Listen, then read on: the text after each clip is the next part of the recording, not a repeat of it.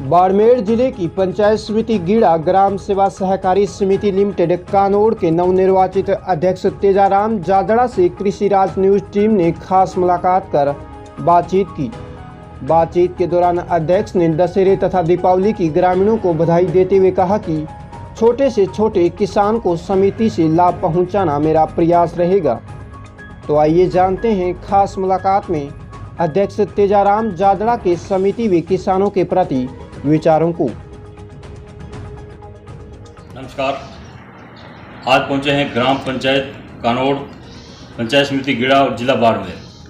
यहाँ के अध्यक्ष पद के उम्मीदवार जो श्री तेजाराम जी जादड़ा, उनको 4 वोटों से जीत मिली और उनको अध्यक्ष का पदभार संभाला गया।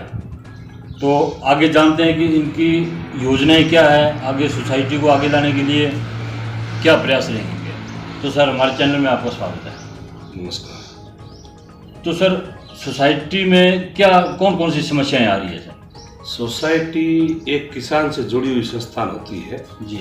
और कोऑपरेटिव, आपको मैं बता दूं, कोऑपरेटिव अब की नहीं है, कोऑपरेटिव अंग्रेज राज में स्थापित हुई थी जी। और कोऑपरेटिव स्थापित करने के पीछे उद्देश्य जो था वो खेडूत को साहूकार के ब्याज से बचाना, किसान को साहूकार के ब्याज से बचाना।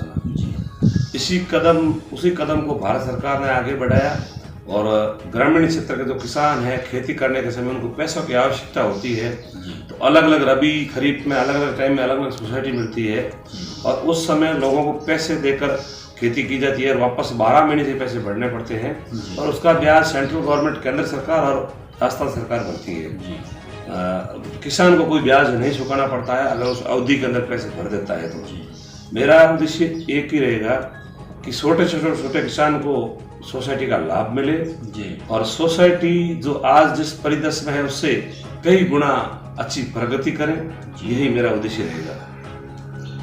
बहुत अच्छी बात है सर। सर, जो गरीब किसान हैं उनके लिए ये जो सुविधाएं हैं, ट्रैक्टर, ट्राली, हल है या ये करा है, तो इनके बारे में क्या विचार है सर?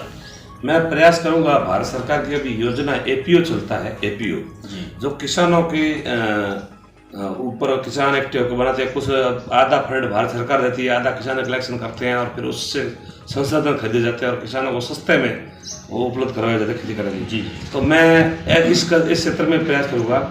और अभी सहकारिता मंत्री भारत सरकार के हमारे अमित शाह जी है, उन्होंने अभी एक निर्देश जारी किया है कि एक ही सॉफ्टवेयर से पूरे भारत की सोसाइटी या कोऑपरेटिव चलेगी और किसान अपना लेन देन बाहर बड़ी बैंकों में न जाकर कोऑपरेटिव में कर सकेंगे। तो मैं उसी क्षेत्र में भी प्रयास करूंगा कि भी मेरे गांव के मेरे 2 ग्राम पंचायतें आती है, मेघोला की बस्ती और ग्राम पंचायत कानोड़, और उन लोगों के लिए मैं क्या कर सकता हूं, जितनी सरकारी योजना होगी सारी योजनाओं को धरातल पर लाऊंगा और 5 साल बाद इसी सोसाइटी को एक बहुत ही आदर्श सोसाइटी बनाकर खड़ा करूंगा। बहुत अच्छी बात है सर। सर, जो लोनिंग प्रक्रिया है वो बहुत जनता को लोन कम मिल रहे हैं, तो लोनिंग बढ़ाने के लिए क्या विचार है सर? बाकायदा बिल्कुल कम मिल रहे हैं। ये सरकार ने, राजस्थान गवर्नमेंट ने अभी एक बंदिश लगा रखी है कोऑपरेटिव के ऊपर। हम लोग जब चुनाव जीतते हैं, जब इकट्ठे होंगे, तो जिला स्तर की बात हुई है, राज्य स्तर जहाँ भी मौका मिलेगा कि राजस्थान सरकार को कहेंगे कि भाई जिसके पास 100 बीघा जमीन है उसको आप 25,000 रुपये दे रहे हो, 25,000 से खेती कैसे हो सकती है? 15 बीघा के अंदर भी 25,000 से खेती नहीं होती है। इसलिए मैं प्रयास करूंगा कि इसको दोगुना किया जाए और वापस लोगों से भी अपील करूंगा कि आप अवधि पार ना होने दें, अवधि से पहले जमा कराएं और वापस लें। सोसाइटी एक सहाकार है और इस सहाकार क्षेत्र को एक किसान का सुनहरा कदम है और इस सुनहरे कदम को मैं आगे बढ़ने के लिए हर संभव प्रयास करूंगा।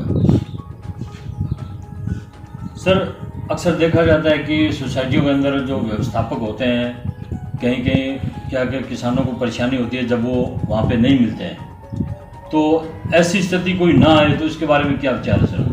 मैंने पदभार ग्रहण नहीं किया है, उससे पहले मैंने व्यवस्थापक को निर्देश दे दिए हैं कि आप अगर छुट्टी कहीं जा रहे हो तो मुझे कह कर जाओगे और वहाँ नोटिस बोर्ड पर लिख कर जाओगे मैं इतना बजे तक वहाँ जाऊँगा।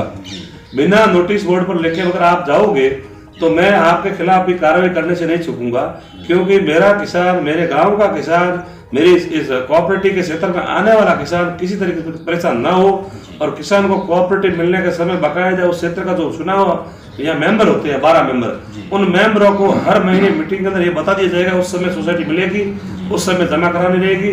हम सब की जिम्मेदारी बनती है कि हम किसान को फायदा पहुंचाएं और किसान को मजबूत करें।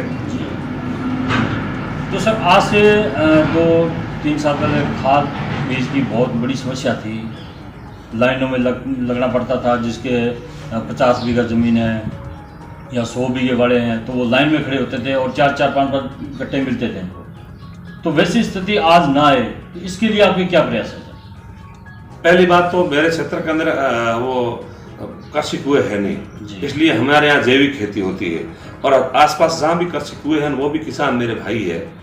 और पहले खाद नहीं मिलती थी, और अब सेंट्रल गवर्नमेंट ने नीम कोटेड यूरिया कर दिया है, तो उसकी कमी कम पड़ रही है। फिर भी अगर और क्लेम देने के समय नखरा करती है, तो जो भी आगे से कंपनी आएगी अगली साल से जो भी बीमा होगा उसमें मेरी कोऑपरेटिव का कर्मचारी साथ रहेगा, बाकायदा वीडियोग्राफी अलग से करेगा, कंपनी कोई नखरे नहीं करे। इसलिए मैं पूरे जितने सख्त कदम होंगे उतने सख्त कदम उठाऊंगा। बहुत अच्छी बात है सर। एक जो सोसाइटी के अंदर व्यवस्थापक है उनकी जो तनख्वाह है बड़ी मुश्किल से मिलती है, बहुत कम मिलती है, तो उसके लिए आपके क्या विचार होंगे सर कि उनको कुछ बढ़ाकर सैलरी मिले? मेरे कोऑपरेटिव जिसका मैंने पदभार कानून का किया है, मैं कोशिश करूंगा एक नहीं मैं 2 व्यवस्थापक रखूं जी, और किसानों को फायदा मिले। अब उनको तनख्वाह कैसे देनी है वो मेरी कार्य योजना काम करेगी। मैं भंडारण खोलूंगा, मैं सोसाइटी के अंदर एपीओ लाऊंगा, या फिर मैं सोसाइटी के अंदर इतनी लेन देन बढ़ा दूंगा उसके ब्याज से मेरे कर्मचारी को तनख्वाह मिले और सोसाइटी मेरी नफे के अंदर चले जी।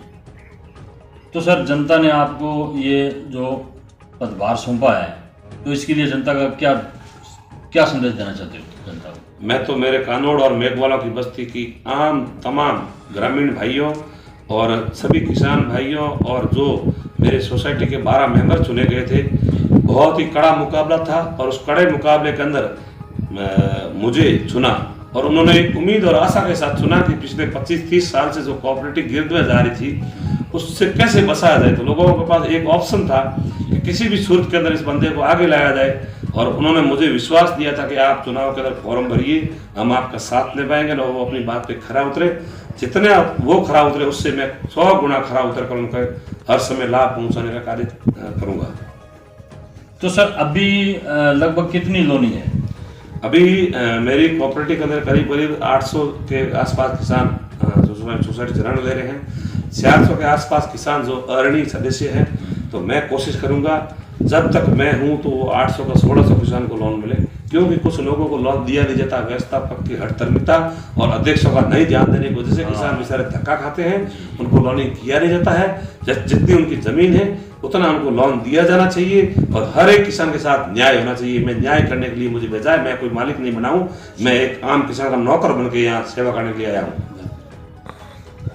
तो सर आपको अध्यक्ष पद सौंपा है और दशहरा आ रहा है, दिवाली आ रही है, तो इस पर जनता को क्या संदेश देना चाहते हो? मैं तो ये नवरात्रि का पावन पर्व चल रहा है, मेरे घर में तो खैर काम एक बहुत अचानक मौत हो रखी है, लेकिन मैं इस पावन पर्व पर मेरे क्षेत्र के लोगों से खुशहाली की कामना करूंगा। इस बार भगवान की मेहरबानी